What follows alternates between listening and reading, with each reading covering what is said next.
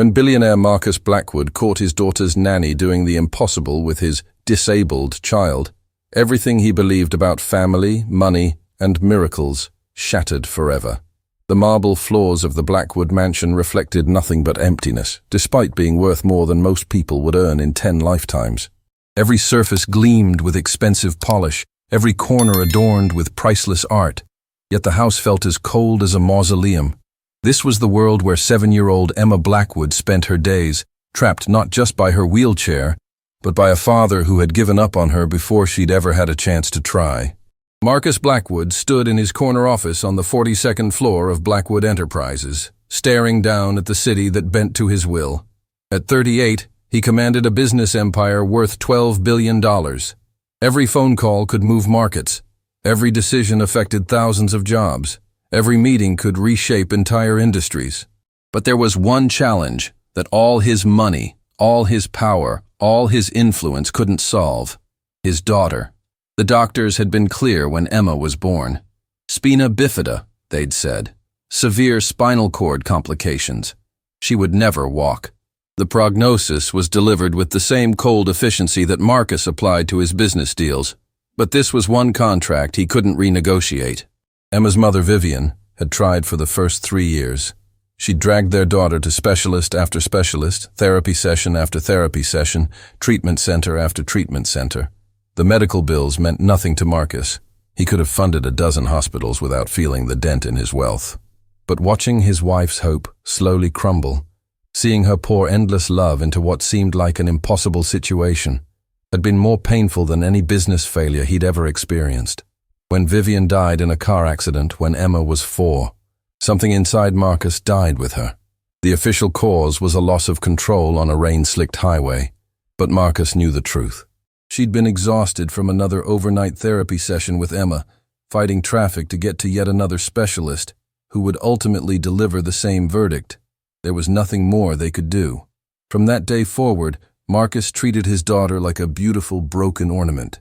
He provided her with the finest care money could buy, the best private tutors, the most advanced wheelchair technology, a medical team on standby 24 hours a day, everything except the one thing she needed most: a father who believed in her. Emma lived on the 3rd floor of the mansion, in a suite specifically designed for her needs. Ramps instead of stairs, lowered fixtures, emergency medical equipment that had never been used. The windows faced the estate's sprawling gardens, where she would sit for hours watching birds in flight, her young mind perhaps wondering what it would feel like to move with such freedom. Marcus rarely visited her floor. When business required his attention at home, he conducted calls from his ground-floor office. When he needed to travel, he left detailed instructions with the staff, but never said goodbye to Emma personally. He told himself it was efficient. He told himself it was practical. He told himself it was what was best for everyone. The truth was simpler and more devastating. Looking at his daughter reminded him of every failure he couldn't fix with money. For 3 years after Vivian's death, a rotation of professional caregivers tended to Emma. They were competent, well-trained, and utterly replaceable. Marcus evaluated them like he evaluated any other service provider. If they met Emma's basic needs and maintained the proper medical protocols, they kept their jobs. If they showed any signs of developing emotional attachments or suggesting unrealistic possibilities for Emma's condition, they were dismissed. 7 caregivers came and went in those 3 years.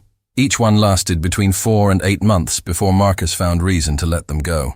Too ambitious, he'd tell his personal assistant, Eleanor Whitman, who handled the hiring. Too emotionally invested. Too unwilling to accept Emma's limitations. Eleanor had worked for Marcus for 15 years, since before Emma was born. She'd watched him transform from a driven but caring man into someone who viewed even his own family through the lens of cost-benefit analysis. She'd bitten her tongue through 7 caregiver terminations. But when Marcus handed her the file for dismissing the latest one, a woman whose only crime was teaching Emma to paint with her mouth when her hands grew tired, Eleanor finally spoke up. "Mr. Blackwood," she said carefully, "with respect, Emma seems to thrive with caregivers who engage her creatively. Perhaps we should consider that in our next hire." Marcus didn't look up from the quarterly earnings report he was reviewing. Emma needs medical care and basic education. She doesn't need someone filling her head with false hopes about what she might accomplish. She's 7 years old, Eleanor pressed gently. She needs someone who sees her as a child, not just a patient.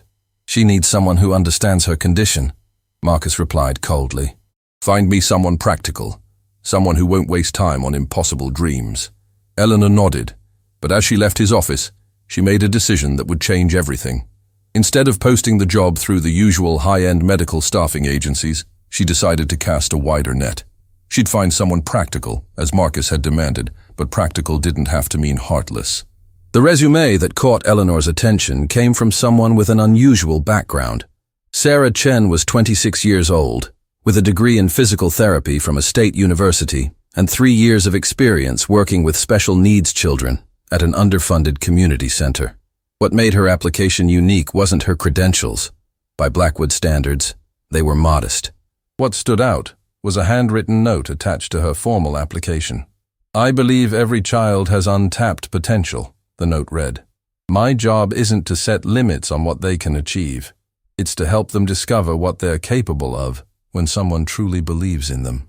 Eleanor had seen hundreds of applications from candidates with impressive medical degrees and prestigious hospital experience. But something about Sarah's simple, heartfelt words resonated with her memories of who Marcus used to be before tragedy hardened his heart. The interview took place in Marcus's office on a rainy Thursday afternoon. Sarah arrived precisely on time, wearing a simple but professional outfit that immediately marked her as different from the polished medical professionals who usually walked through the Blackwood offices. She didn't carry herself with the practiced confidence of someone accustomed to wealth. Instead, she had the quiet determination of someone who'd fought for every opportunity she'd ever received. Marcus barely looked up when Eleanor brought Sarah in.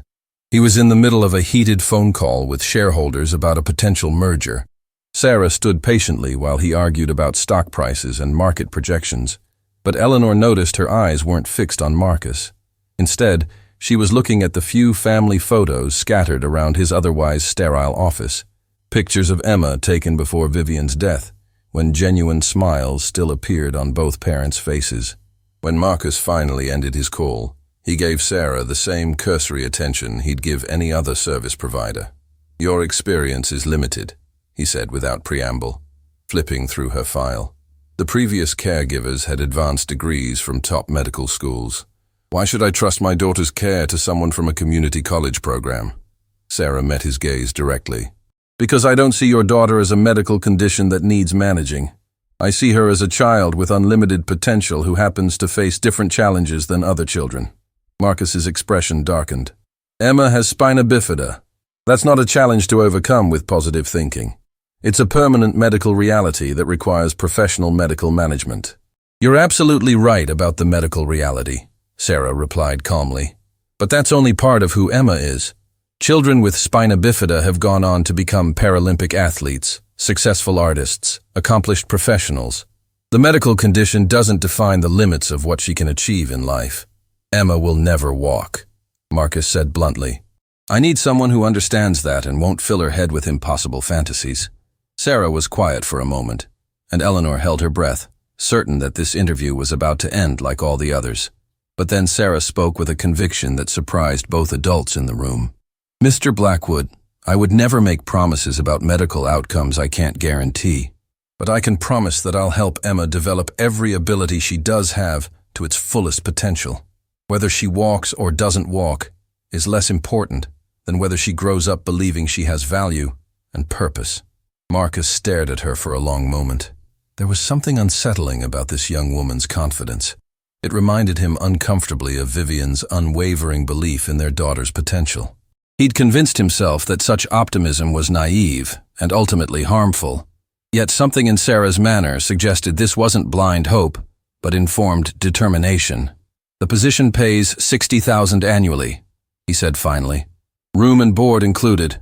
You'll be responsible for Emma's daily care, educational support, and medical monitoring.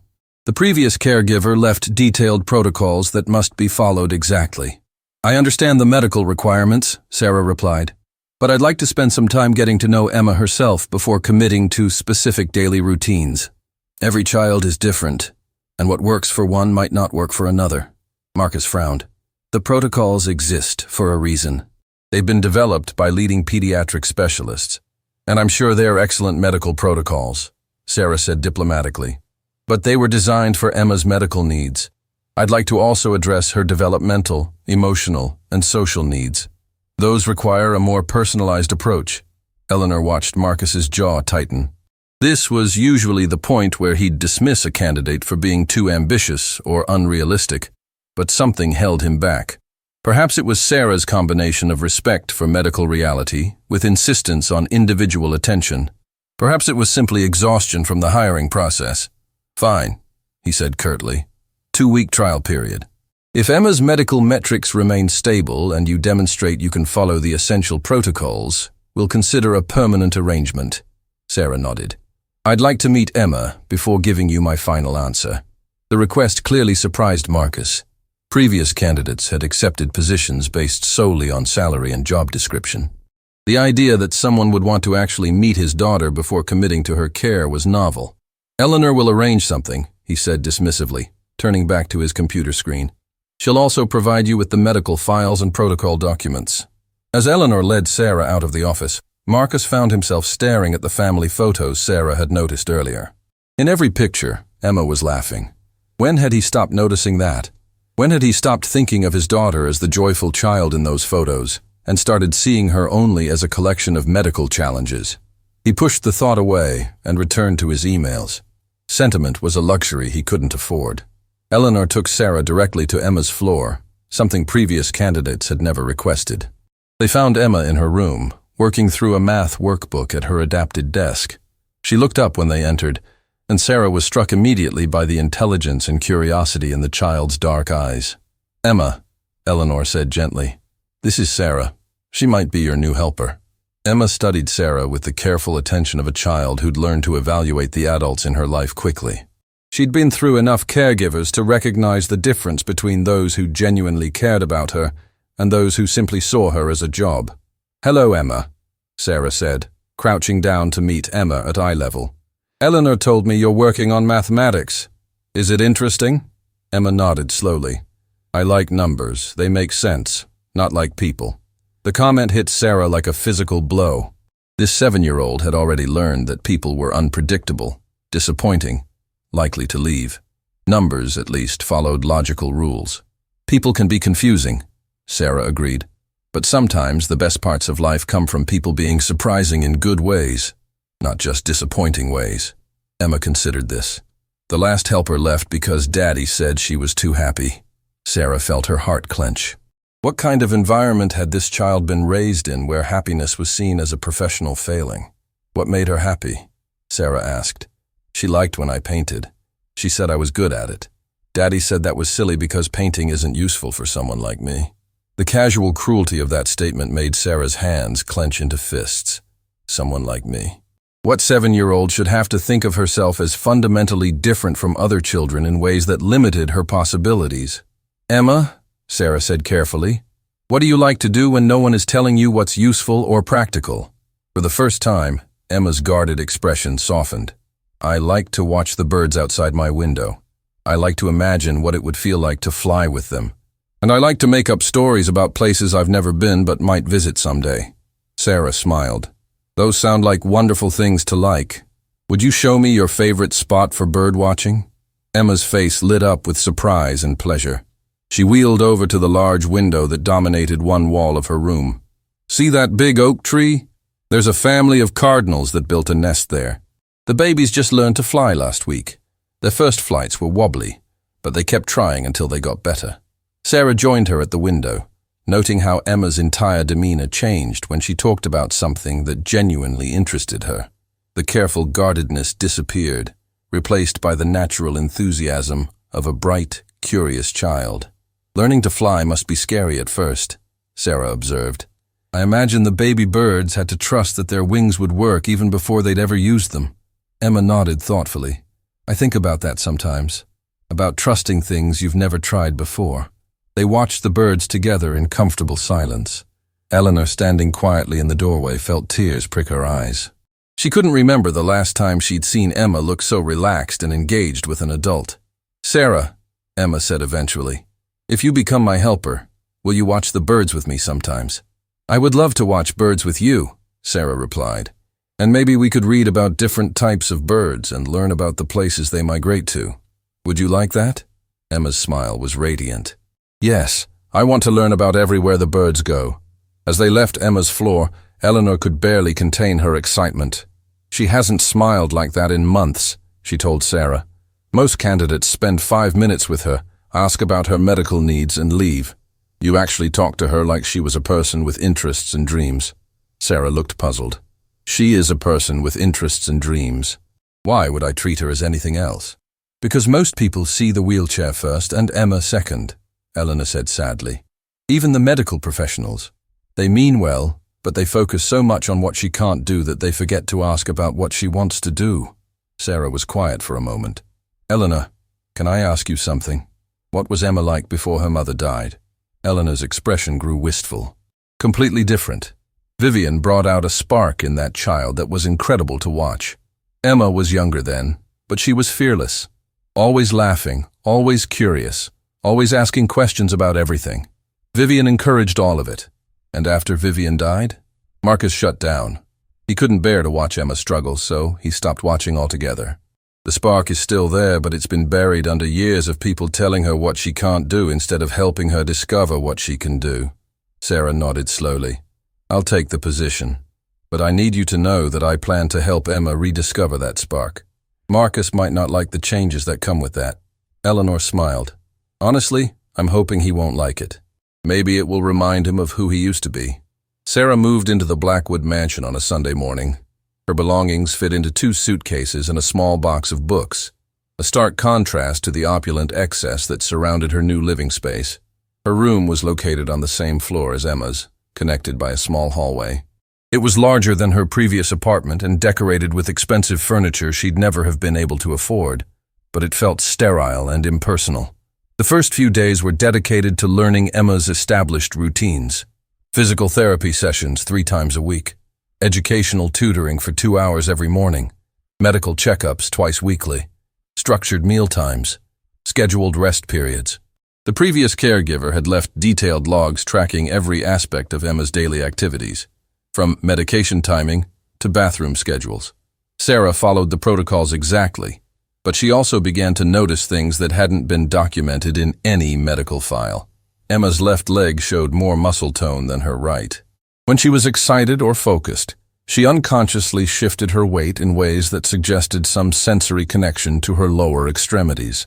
Most importantly, during physical therapy sessions, Sarah observed that Emma seemed to be holding back, as if she'd learned not to try too hard. On her 4th day, Sarah asked Emma about this during their afternoon reading time. Emma, during therapy yesterday, I noticed you seemed frustrated. Was the exercise too difficult? Emma looked uncomfortable. Mrs. Harrison said I shouldn't push too hard. She said it's important to accept limitations. Mrs. Harrison had been Emma's previous caregiver. Sarah kept her expression neutral, but internally she was furious. What kind of message was that to give a 7-year-old? What do you think about that advice? Sarah asked carefully. Emma was quiet for a long moment.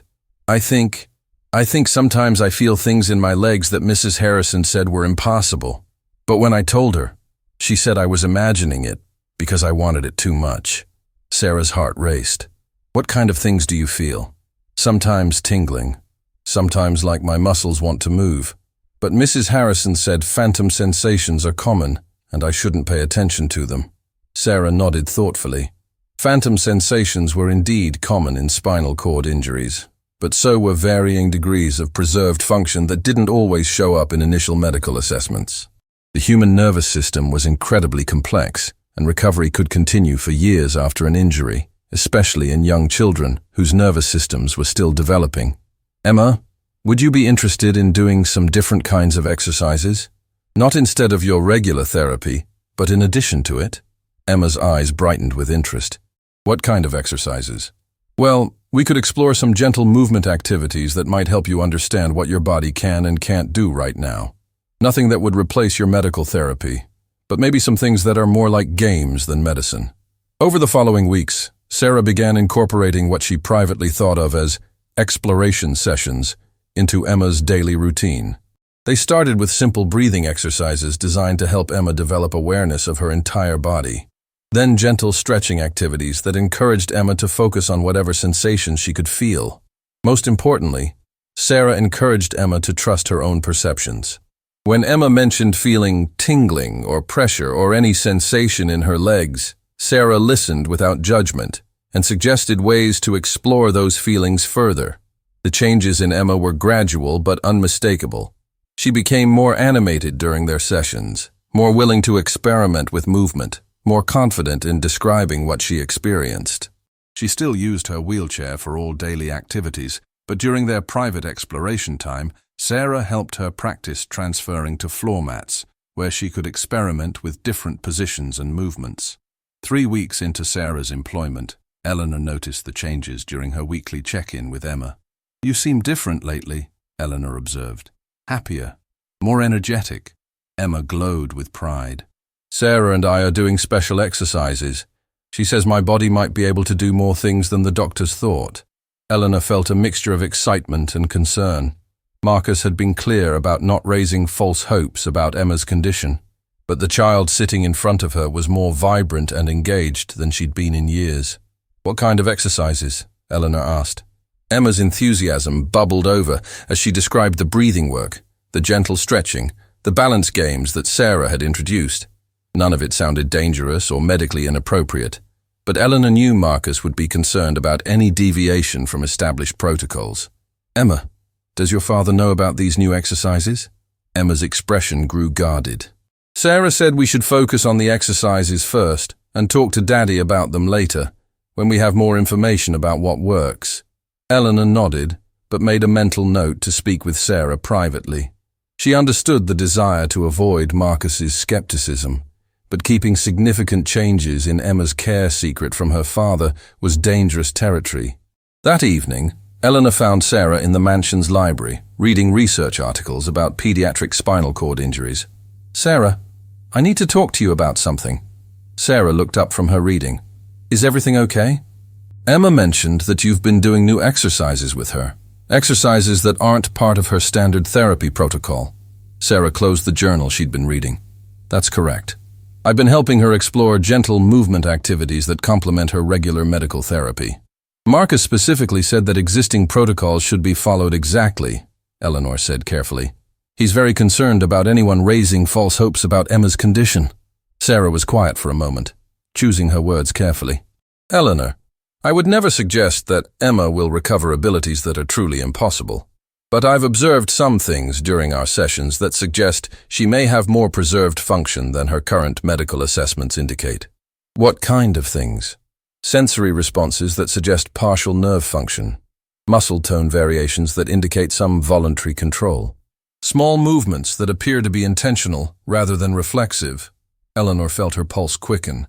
"Are you saying Emma might be able to walk?" "I'm saying Emma might have more physical capabilities than anyone has tested for in the past 3 years. Her last comprehensive neurological assessment was done when she was 4, shortly after her mother died. Children's nervous systems can continue developing and recovering for years after an initial injury." Eleanor stared at Sarah. "You think she's been capable of more than anyone realized?" "I think Emma has been unconsciously limiting herself because she's been taught that trying too hard is pointless and potentially harmful. I've been helping her explore what her body can actually do when she's encouraged to experiment safely." The implications of what Sarah was suggesting were staggering. If Emma had recoverable function that hadn't been identified, it meant 3 years of potential progress had been lost. It meant Marcus had been wrong about his daughter's limitations. It meant everything about how the family had structured their lives around Emma's assumed disabilities might need to be reconsidered. "Sarah, you have to tell Marcus about this." Sarah shook her head. "Not yet. I need to document what I'm observing first. Marcus will want concrete evidence, not theoretical possibilities. And honestly, I'm concerned about how he'll react if I'm wrong." "What if you're right?" Sarah looked troubled. "If I'm right, it means Emma has been significantly underserved by the medical and therapeutic approaches she's received. It means Marcus will have to face the possibility that his protective detachment from his daughter has contributed to limiting her development." Eleanor understood the delicate position Sarah was in. Marcus had made it clear that he wanted practical, realistic care for Emma. Suggesting that his daughter might have been capable of more than anyone had recognized would challenge not just medical assumptions, but the entire emotional framework Marcus had built around accepting Emma's limitations. "How long before you'll know for certain?" Eleanor asked. "I'm planning to arrange for an independent neurological assessment, but I want to have several more weeks of documented observations first, and I want Emma to be in the strongest possible condition for the evaluation." Eleanor nodded slowly. "I'll support you however I can. But Sarah, you need to understand that if Marcus discovers you've been keeping this from him, it won't matter how good your intentions were. He'll see it as a betrayal of trust." "I understand," Sarah replied. "But I also know that if I'm wrong about what I'm observing, presenting premature theories to Marcus could result in my dismissal and another setback for Emma's emotional development. She's finally beginning to trust that an adult will encourage her abilities rather than focus on her limitations." Over the following weeks, Sarah continued her careful documentation of Emma's responses to their exploration sessions. She photographed Emma's leg positions during different activities. She noted the specific circumstances that seemed to trigger the strongest sensory responses. She documented small but consistent improvements in Emma's balance and core strength. Most importantly, she began to see unmistakable signs that Emma was developing some voluntary control over muscles that had supposedly been completely paralyzed. It started with tiny movements during balance exercises. Emma would be seated on a therapy mat, working on maintaining upright posture, when Sarah would notice slight shifts in her leg positions that seemed too coordinated to be purely reflexive. When Sarah asked Emma to focus on different parts of her body, the child began reporting sensations that corresponded exactly with visible muscle contractions. 6 weeks into their work together, Emma achieved something that took Sarah's breath away. During a routine balance exercise, Emma suddenly shifted her weight forward and, for just a moment, supported herself in a kneeling position without assistance. "Did you feel that?" Sarah asked, trying to keep excitement out of her voice. Emma nodded, eyes wide with amazement. "I felt my legs push against the mat. I made them do that." Sarah's hands trembled as she helped Emma return to a seated position. What she'd just witnessed was impossible according to Emma's medical file. Children with complete spinal cord injuries at Emma's level couldn't voluntarily activate the muscle groups Emma had just used. That evening, Sarah made a decision that would change everything. She called Dr. Michael Torres, a pediatric neurologist she'd worked with at the community center. Dr. Torres specialized in reassessing children whose initial spinal cord injury diagnoses might have been incomplete or inaccurate. "Dr. Torres, I have a 7-year-old patient with a spina bifida diagnosis from 4 years ago. I'm observing voluntary muscle activation that doesn't match her medical records." "What kind of activation?" Dr. Torres asked. Sarah described Emma's progress over the past weeks, the sensory responses she'd documented, and the movement she'd witnessed that afternoon. Dr. Torres was quiet for a long moment. "Sarah, what you're describing sounds like incomplete spinal cord injury with significant preserved function. If this child was originally diagnosed with complete paralysis, someone made a major assessment error. The original evaluation was done during a traumatic period shortly after the child's mother died. The family was devastated, and the child was quite young. That could definitely affect the accuracy of neurological testing," Dr. Torres agreed. "Young children often can't participate fully in the standard assessments, especially during emotional trauma. And if the family wasn't advocating for comprehensive testing, Doctor, would you be willing to do an independent evaluation?" "Absolutely. But you need to understand that if I confirm what you're suggesting, it means this child has lost years of potential recovery time. The optimal window for intensive rehabilitation in pediatric spinal cord injuries is usually the first 2 years after diagnosis." Sarah felt sick. If Emma's injury was indeed incomplete, the standard protocols that Marcus had insisted on following might have been entirely inadequate for her actual condition. "How soon could you see her?" "I can make time next week. But Sarah, the family needs to be fully informed about what this evaluation might reveal. If I confirm significant preserved function, they're going to face some difficult questions about why it wasn't identified earlier." After hanging up with Dr. Torres, Sarah sat in her room staring at the documentation she'd compiled over the past weeks. Emma's excited face after discovering she could support herself in a kneeling position, the careful notes tracking her steadily improving sensory responses, the photographs showing progressive muscle activation. She thought about Marcus, who'd spent 3 years building his life around the belief that his daughter would never walk, who'd convinced himself that accepting Emma's limitations was the kindest thing he could do for her, who'd fired previous caregivers for suggesting that Emma might be capable of more than her medical file indicated. She thought about Emma, who'd learned not to trust her own perceptions about what her body could do, who'd been taught that trying too hard was pointless and potentially harmful, who'd spent 3 years believing that her hopes for greater mobility were impossible fantasies. And she thought about Vivian, Emma's mother, who'd died still fighting for her daughter's potential, who'd exhausted herself taking Emma to specialists and therapy sessions because she believed Emma was capable of more than anyone was willing to acknowledge. Sarah made her decision. Tomorrow, she would tell Marcus about Dr. Torres's evaluation. She would present her documentation and explain what she'd observed. She would risk her job to give Emma a chance at the life she might have been capable of living all along. But first, she had to prepare Emma for the possibility that everything they'd discovered together might be about to change her world in ways neither of them could predict. The next morning, Sarah found Emma in her usual spot by the window, watching the Cardinal family that had become their shared interest over the past weeks. "Emma, I have something important to talk to you about." Emma turned from the window, immediately sensing the serious tone in Sarah's voice. "Are you leaving too?" The question broke Sarah's heart. Of course, Emma's first thought would be abandonment. It was what she'd learned to expect from adults in her life. "I'm not leaving, Emma, but I need to tell your father about the exercises we've been doing together." Emma's expression grew anxious. "Will he be angry?" Sarah chose her words carefully.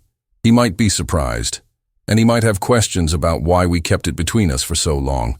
But Emma, I think it's time for a doctor to look at what you've been able to do. A doctor who specializes in helping children like you develop their abilities." Emma was quiet for a moment. "Sarah, what if the doctor says I was just imagining everything? What if I can't do the kneeling thing again? Then we'll keep working on the things you can do, and we'll find new goals to work toward. But Emma, what if the doctor confirms that your body is capable of more than anyone thought? What if there are treatments and therapies that could help you do even more?" For the first time since Sarah had known her, Emma looked genuinely hopeful. "You think I might be able to do more things?" "I think you're already doing more things than anyone thought possible. And I think you deserve to have doctors and therapists who are as excited about your potential as I am." Emma nodded slowly. "Okay, but Sarah, will you stay with me when I talk to Daddy? I'm scared he won't believe us." Sarah squeezed Emma's hand. "Of course I'll stay with you. We're a team, remember?" That afternoon, Sarah asked Eleanor to arrange a meeting with Marcus.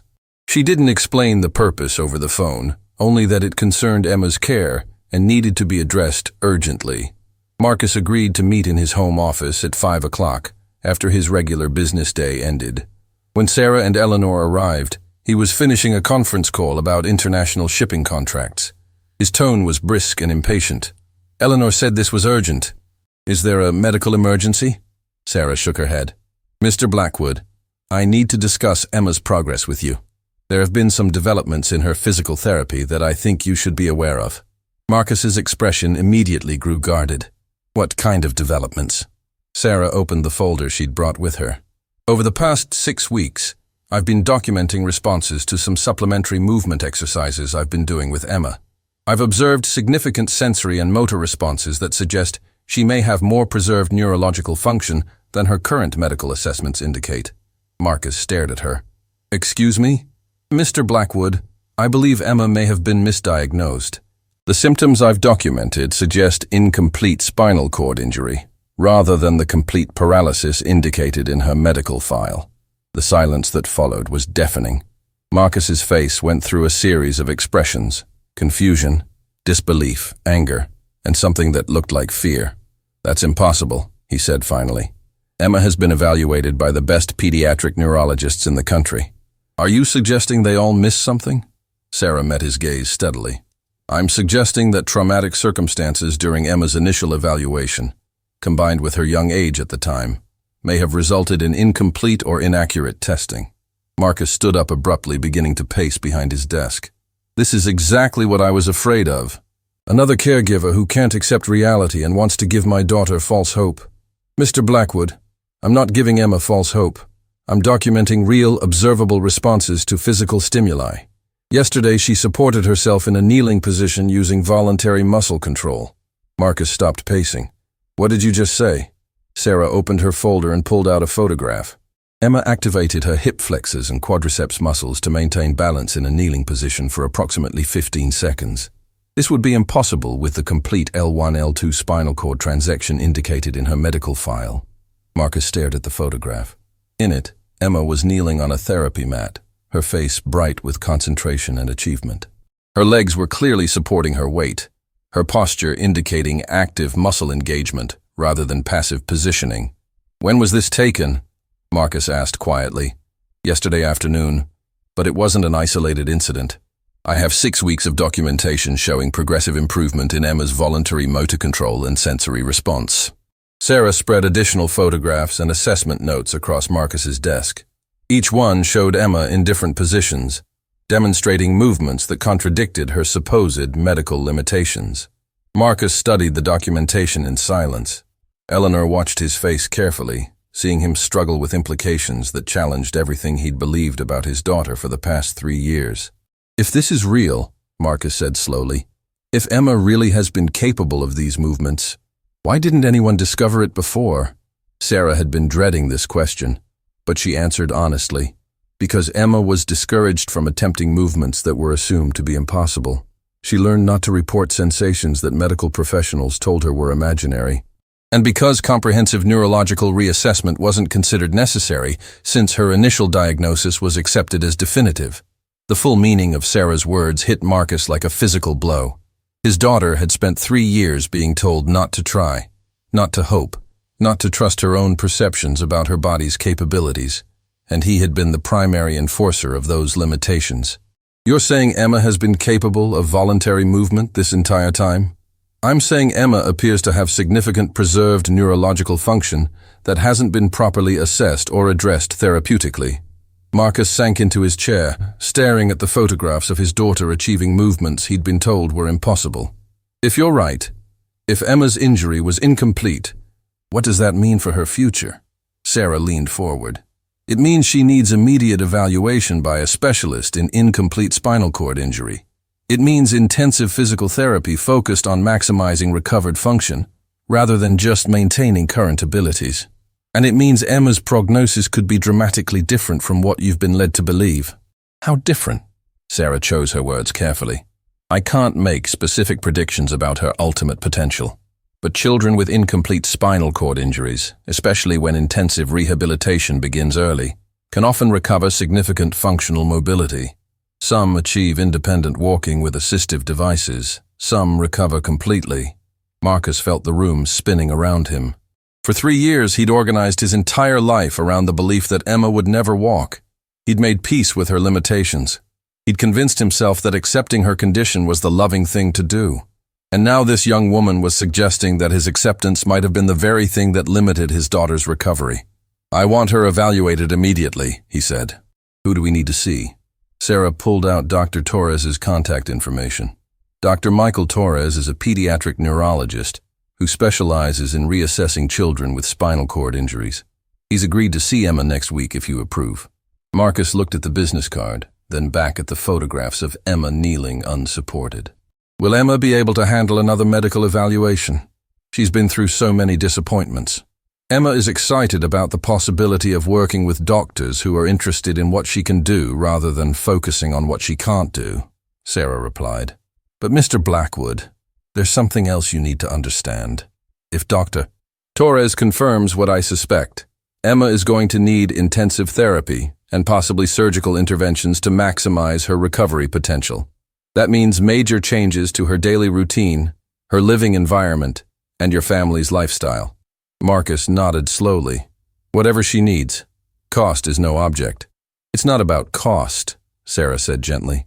It's about Emma needing emotional support as she works toward goals that might be achievable, but will definitely be challenging. She's going to need her father to believe in her potential and encourage her efforts, even when progress is difficult or uncertain. The implicit criticism in Sarah's words was clear, and Marcus felt it like a knife to his chest.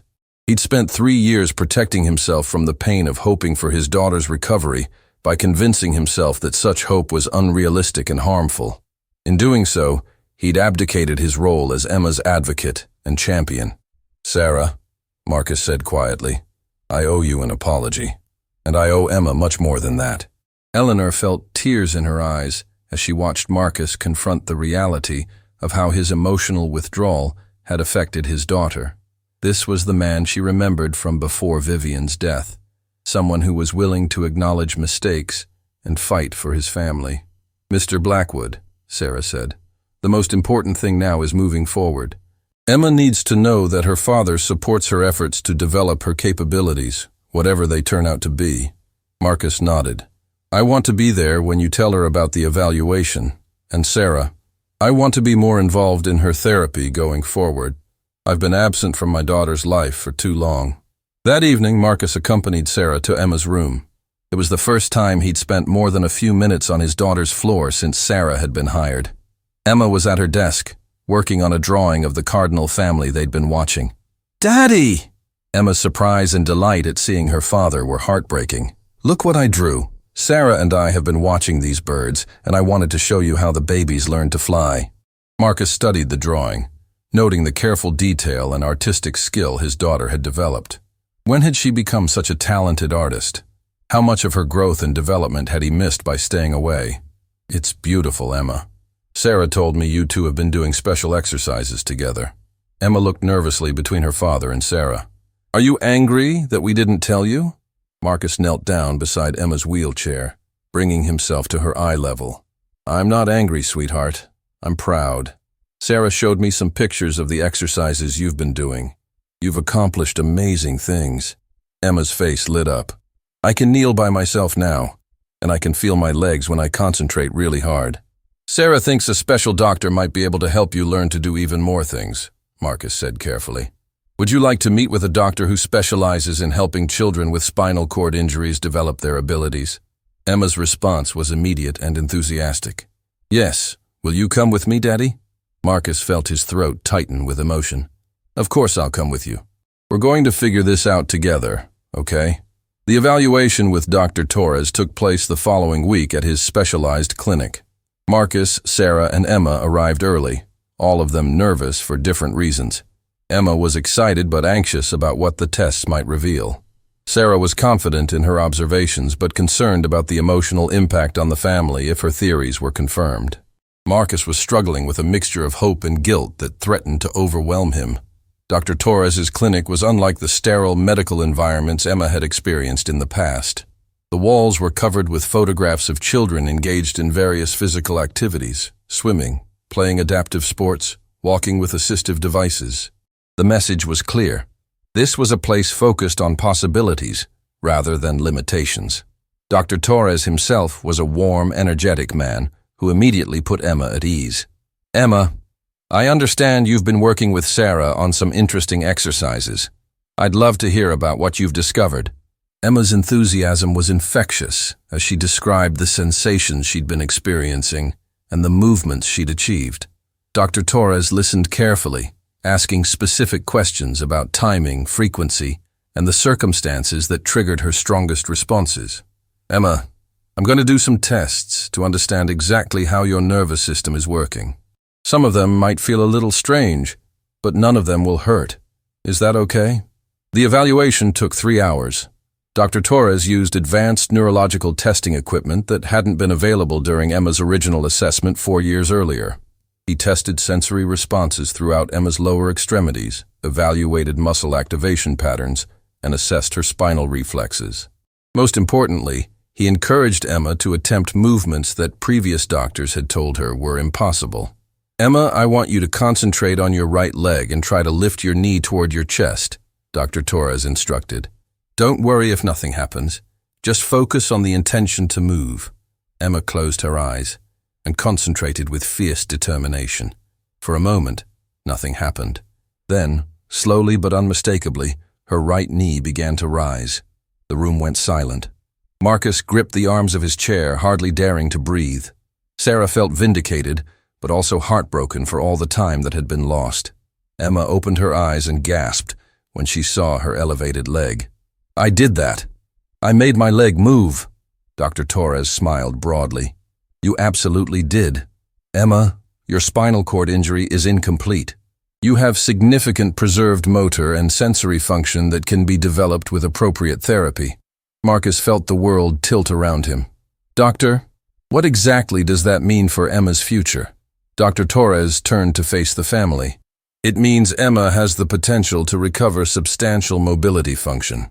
With intensive physical therapy, possible surgical intervention to optimize spinal cord function, and the right assistive technologies, she could potentially achieve independent ambulation."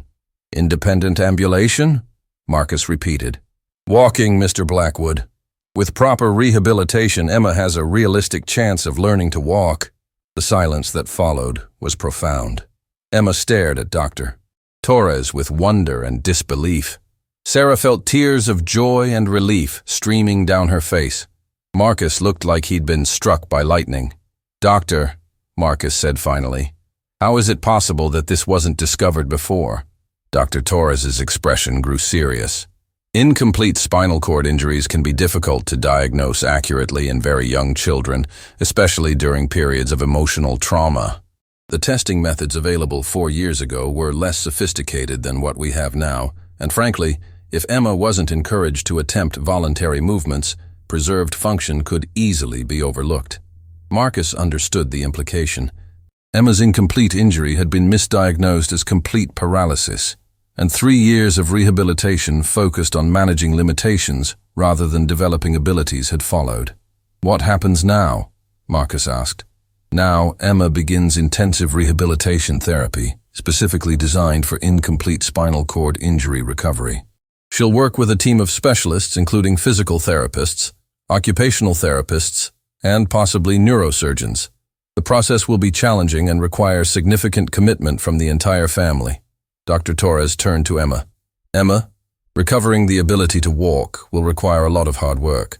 There will be days when exercises are difficult and progress seems slow. Are you ready for that kind of challenge?" Emma's response was immediate and determined. "I want to try. I want to learn to walk." Marcus felt a surge of pride in his daughter's courage and determination. This was the fighting spirit that Vivian had always seen in Emma, the spirit that he'd inadvertently suppressed by focusing on limitations rather than possibilities. "Doctor, whatever Emma needs, we'll make it happen," Marcus said. "Cost isn't a factor. Time isn't a factor. My daughter's recovery is the only priority." Dr. Torres nodded. "The most important factor won't be financial resources, Mr. Blackwood. It will be emotional support. Emma will need her family to believe in her potential and encourage her efforts every step of the way." As they left the clinic, Emma was practically vibrating with excitement. "Daddy, do you really think I might be able to walk someday?" Marcus knelt down beside her wheelchair and took her hands in his. "Emma, I think you're the strongest, most determined person I know, and I promise you that whatever it takes, I'm going to support you in reaching for every goal you set for yourself." Emma threw her arms around her father's neck, and Marcus felt tears streaming down his face as he held his daughter close. He thought about Vivian, who had never stopped believing in Emma's potential. He thought about the 3 years he'd wasted protecting himself from hope instead of fighting for his daughter's future.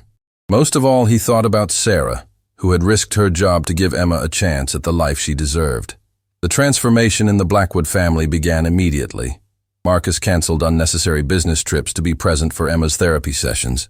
He converted a section of the mansion's ground floor into a comprehensive rehabilitation center equipped with the most advanced therapy equipment available.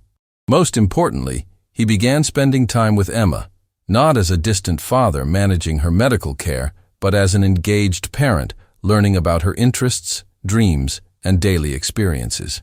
Sarah coordinated with Dr. Torres's team to develop an intensive rehabilitation program tailored specifically to Emma's preserved neurological function.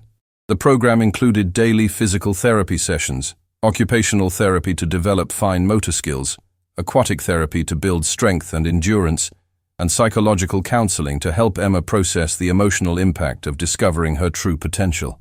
The work was indeed challenging. There were days when exercises were painful and progress seemed impossible. Emma experienced frustration, exhaustion, and occasional setbacks that tested her determination. But there were also breakthrough moments that kept everyone motivated. 6 weeks into the intensive program, Emma achieved her first assisted step. Using parallel bars for support, and with a therapist steadying her, she took one deliberate step forward with her right leg, then followed with her left. Marcus, who had insisted on being present for the session, felt his knees nearly buckle with emotion. "She's walking," he whispered. "She's actually walking." Emma looked up at her father with tears of joy in her eyes. "Daddy, I took a step. Did you see me take a step?" "I saw you, sweetheart," Marcus replied, his voice thick with emotion. "I saw you, and I'm so proud of you." The progress accelerated from that point. Emma's determination, combined with the intensive therapy program and the emotional support of her father and Sarah, produced results that amazed even Dr. Torres. Within 3 months, she was taking multiple steps with minimal assistance. Within 6 months, she was walking short distances using a walker for stability. The transformation wasn't just physical. Emma's confidence and self-image improved dramatically as she achieved goals that had once seemed impossible. She began talking about future plans, sports she wanted to try, places she wanted to visit, careers she might pursue. The frightened, resigned child who had learned to accept limitations was replaced by a determined young girl who approached challenges with optimism and courage. Marcus underwent his own transformation. The distant, emotionally detached businessman who had hidden from his daughter's struggles became an engaged, supportive father who celebrated every small victory and provided comfort during setbacks. He learned to see Emma not as a collection of medical challenges to be managed, but as a remarkable child with unlimited potential. 1 year after Dr. Torres's initial evaluation, Emma achieved something that brought the entire rehabilitation team to tears. During a routine therapy session, she let go of her walker and took 5 independent steps across the room before catching herself on the parallel bars. "Did everyone see that?" she called out, her face radiant with pride. "I walked by myself." Marcus rushed across the room to embrace his daughter. "I saw you, Emma, and I'll never stop seeing you accomplish amazing things." Sarah watched the reunion between father and daughter with deep satisfaction. The family she'd met a year earlier, distant, resigned, defined by limitations, had been replaced by one characterized by hope, determination, and unconditional support. That evening, Marcus found Sarah in the library where she spent many evenings researching new developments in spinal cord injury rehabilitation. "Sarah, I need to thank you for something that goes far beyond the physical therapy you've provided Emma." Sarah looked up from her reading. "What do you mean?" "You gave me my daughter back. But more than that, you reminded me who I'm supposed to be as her father." Marcus sat down across from Sarah. "For 3 years, I convinced myself that accepting Emma's limitations was the loving thing to do. I thought I was protecting her from disappointment and protecting myself from the pain of watching her struggle. But what I was really doing was abandoning her when she needed me most." Sarah was quiet for a moment. "Mr. Blackwood, you were grieving your wife and trying to cope with circumstances that would challenge any parent. The important thing is that you found your way back to being the father Emma needed. But I might never have found my way back if you hadn't been brave enough to challenge my assumptions about Emma's potential. You risked your job to give my daughter a chance at the life she deserved." Marcus paused, choosing his words carefully. "Vivian would have loved you. She would have recognized a kindred spirit, someone who saw Emma's possibilities instead of her limitations, someone who refused to give up on her." Sarah felt tears prick her eyes. "Emma is extraordinary. Any caregiver with eyes and an open mind would have seen her potential." "That's not true," Marcus replied. 7 previous caregivers missed what you saw. They followed protocols and managed Emma's condition, but they didn't see her as a whole person with unrealized abilities. You saw my daughter when everyone else, including me, was seeing a disability." 2 years after that conversation, Emma achieved something that made international headlines. At age 9, she completed a children's marathon, a mile-long race for kids with disabilities. She crossed the finish line walking independently, with Marcus and Sarah cheering from the sidelines. The race was covered by multiple news organizations as an inspiring story of medical misdiagnosis overcome by determination and family support. But for Emma, Marcus, and Sarah, the marathon was simply a celebration of how far they'd all come together. Emma's story became the foundation for the Vivian Blackwood Foundation, a nonprofit organization dedicated to providing comprehensive evaluations and intensive rehabilitation services for children with spinal cord injuries. Marcus used his business resources and connections to create a world-class facility where children received both advanced medical care and the emotional support necessary for optimal recovery. Sarah became the foundation's Director of Family Services, developing programs to help parents navigate the complex emotional and practical challenges of supporting children with spinal cord injuries. Her work was informed by her experience with the Blackwood family and her understanding of how emotional support systems could either enhance or limit a child's recovery potential.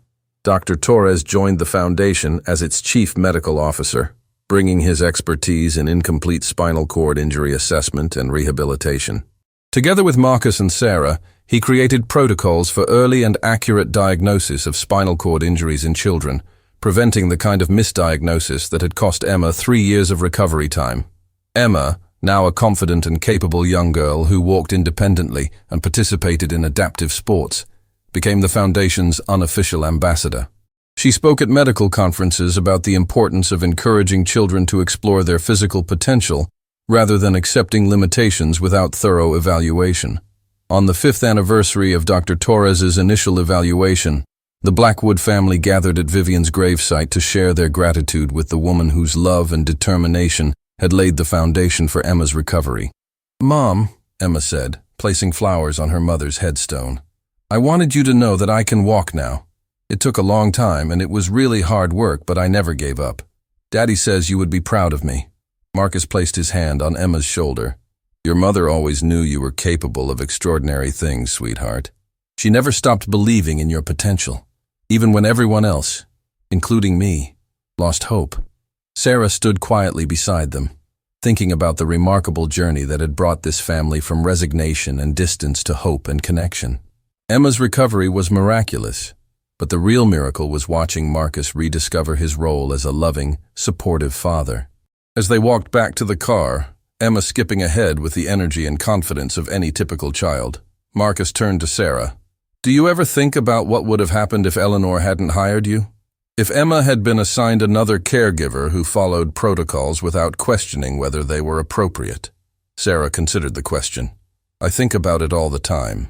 Emma might have continued to believe that her hopes for mobility were impossible fantasies. You might have continued to protect yourself from hope by staying distant from her struggles. And Emma might have spent her entire childhood being managed as a disability, instead of being nurtured as a child with unlimited potential." Marcus nodded slowly. One person's willingness to look beyond a medical file and see the child behind the diagnosis changed everything for our family. "Emma changed everything," Sarah corrected. "Her courage, her determination, her refusal to give up on herself even when everyone else had given up on her. I just gave her permission to trust what she was feeling and try what she wanted to attempt." Years later, when Emma was in high school and planning to attend university to study pediatric medicine, she reflected on the conversation that had started her recovery journey. Sarah had asked her a simple question. "What do you like to do when no one is telling you what's useful or practical?" That question had given Emma permission to dream beyond the limitations others had set for her. It had taught her that her own perceptions about her capabilities were valid and worth exploring. It had shown her that the most important person who needed to believe in her potential was herself. Standing in her father's office, now filled with photos of her achievements, Emma remembered the scared 7-year-old who had watched birds from her window. That little girl had been trapped not by her wheelchair, but by a world that had convinced her that hoping for more was pointless. The transformation hadn't just been physical. Emma had learned that courage wasn't the absence of fear, but the willingness to try despite uncertainty. She had discovered that setbacks weren't failures, but information about what to try differently. Most importantly, she had experienced how one person's belief in her potential could unlock abilities she never knew she possessed. Marcus often told people that Sarah had saved Emma's life, but Emma knew the truth was more complex. Sarah had created conditions where Emma could save herself. She had provided permission, encouragement, and expertise, but the daily choice to keep trying, to push through pain and frustration, to believe in possibilities that seemed impossible, That courage had come from within Emma herself. The foundation's walls were covered with letters from families whose lives had been transformed. Each letter represented a child who had been given permission to hope, a family that had learned to fight for potential rather than accept limitations.